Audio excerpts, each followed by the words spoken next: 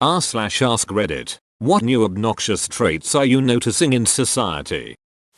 GoFundMe for people with money.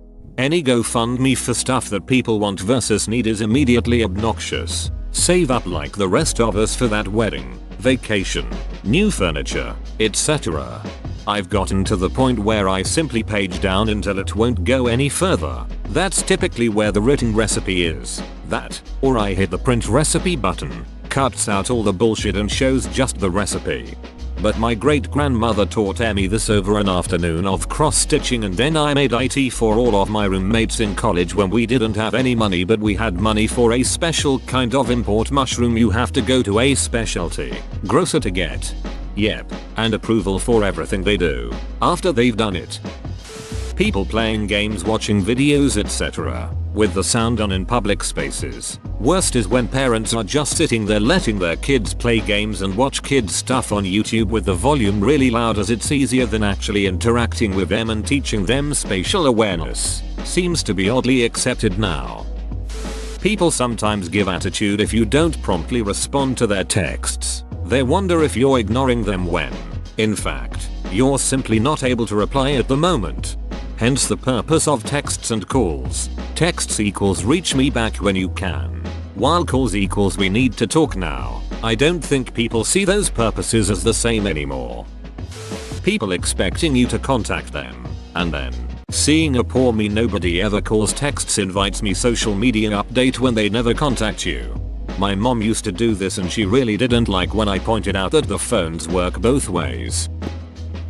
I used to feel almost overwhelming guilt after my parents got divorced and I went almost a year without talking to my dad's family. Every time I saw my dad he would tell me how sad his mom was that I never called her, but then I would get extreme anxiety every time I picked up the phone to call her. So it was this vicious cycle of guilt anxiety. One day my mom found me crying next to the phone and she pointed out that if my paternal grandmother wanted to talk to me so badly, she could pick up the damn phone herself, and it helped a lot with a huge amount of my social anxiety. Choosing shitty sources of information when all the world's knowledge is at our fingertips. Propaganda and misinformation has always been a tool of the powerful to keep themselves in power, but the internet democratized information, and now that we have access to more information than we could ever consume, a lot of people seem content to not put any effort into figuring out what's true and what isn't. Flaky non-committal people everywhere these days. I'll ask my friend what he's up to tonight. He says he'll let me know, and then nothing. It's gotten to the point where if I don't get a straight answer about plans from any of my friends, I assume it's a no and move on with my day. We live in a society where ghosting is becoming normal, and not committing to something until the very last minute, just in case something better pops up, is the standard. I had a party last year and the amount of RSVPs that came back that said something along the lines of, "If I'm not doing anything I'll come," or "If I'm not doing anything better that night I'll come," made me realize who the flakes were in my life, and I dropped them as friends. That type of character trait is toxic. Parents are afraid to tell their kids no. I work in a college setting and I hate when a parent calls and starts the phone call with "My son daughter is in grad school and needs," like duck off. How are they in graduate school but can't request this themselves? I seriously hate my job because I will tell a parent the student needs to request a sensitive document and they flip shit on me.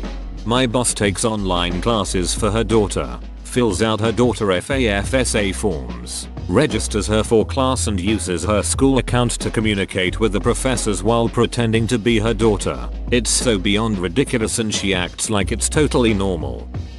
Traffic is nothing new, but I feel like the stop and go traffic has gotten significantly worse since the rise of smartphones. If you're at a standstill, you check your phone for a little bit without realizing traffic started moving again, delaying the folks behind you, and it just causes a frustrating chain reaction. Having to stop an event or moment to take a picture, take it before or after.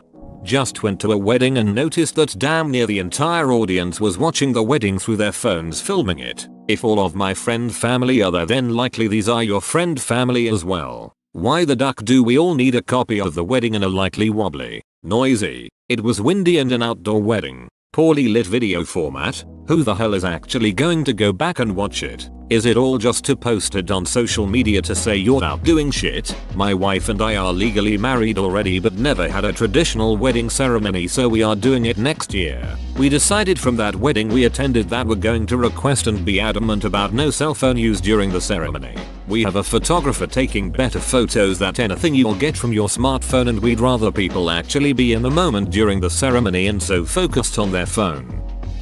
People getting rude because they had to wait longer than they wanted to for a service. Example. Target line was long and a woman was stating her complaints, purposely louder than necessary, so everyone could hear her. She then beached at the poor cashier. Have some patience, people. I know it exists, but it is just ridiculous to see adults share their emotions or problems in Facebook. I mean, it is entirely possible to talk about it privately to someone, but broadcasting your hate towards a person really damages the credibility of adults. Anytime I see I'm so over fake people post, my friends list gets shorter and higher in quality. Stopping in the middle of the sidewalk without realizing that there are people walking behind them. Most of this is tied to phones, but I live in a large city and it's the easiest way to spot a tourist. Especially when it's a group of people in front walking side by side taking up the whole sidewalk. If you have to make a sudden stop, move to the side. The mob response to everything and the overreactions to evade it. Store wouldn't do X, angry mob and death threats. Worker does Y, fired for following rules to avoid the angry mob. It's terrifying. Who will the angry mob choose next? Maybe me, maybe you. My 4-year-old just looked at me and said, no, he ducking didn't. My 4-year just looked at me and said that I don't have any children and this is all a figment of my imagination. People using their phones during a movie or performance. Stop that shit. If you can't stay off your phone for a couple hours, maybe you should go outside or not go to the show at all. Fubbing. Playing music out loud on terrible sounding Bluetooth speakers while in public. How and why is this coming back? And why are they all listening to mumble rap? Or worse, playing the same thing full blast on their phone speaker. In increasing obsession with policing each other's diehards' bodies, duck off and mind your own business. Instead of getting up in other people's stuff, might want to take a good, long look at why you feel the need to do it. Also insults. WTF. Back in the day, if you couldn't get laid, you just presumed you were an ugly shit with a bad personality and lowered your aim. For the incels thing, there's a story in the Jewish Torah about a man who was basically a proto-incels. He was so in love he would die if he couldn't have the girl. Several times over the rabbi said let him die. The only proper attitude to incels. People intentionally using smartphones and tablets to keep their kids occupied at social outings. The technology itself isn't new, but I've only started noticing people doing this very recently. It's weird seeing a family eating at a restaurant, and their toddler is just sitting there with giant headphones on and watching Paw Patrol or something, completely oblivious to the world around him. I get annoyed every time there's a new fad way to say something. The most recent one is how whenever somebody gets upset about something and goes off on it, people will say that, he was triggered. I'm tired of hearing about how this or that person was triggered. As someone with actual medical triggers, same here.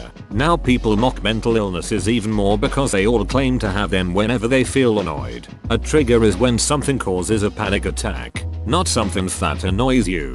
That's called a pet peeve. This is the term for it. It already exists. Use it. Whenever I hear sirens, it triggers a panic attack. People who stand on the moving side of the escalator is a pet peeve. We have the internet now, and on the internet ignorance is a choice, but people are still choosing ignorance by looking at garbage and not bothering to learn about things.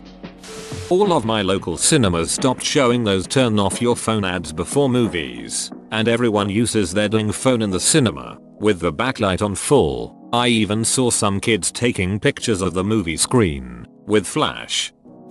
Rude students. September will be my 5th year working at a college, and we even had a meeting last year about how the feeder schools have told us that last year's awful students weren't a one-off. The upcoming teenagers are generally ruder and lazier than the ones who were there when I started. Obviously it doesn't apply to all of the thousands of students we get each year. But the problem is becoming so bad we now have security and college had to rewrite their policies because drinking and drugs aren't the biggest problem anymore. It's just teenagers being awful people. Whoa, you made it to the end? You're a ducking beast. I'll cut you a deal. Smash like and subscribe for more curated content, bruh. It's free and that's a great price.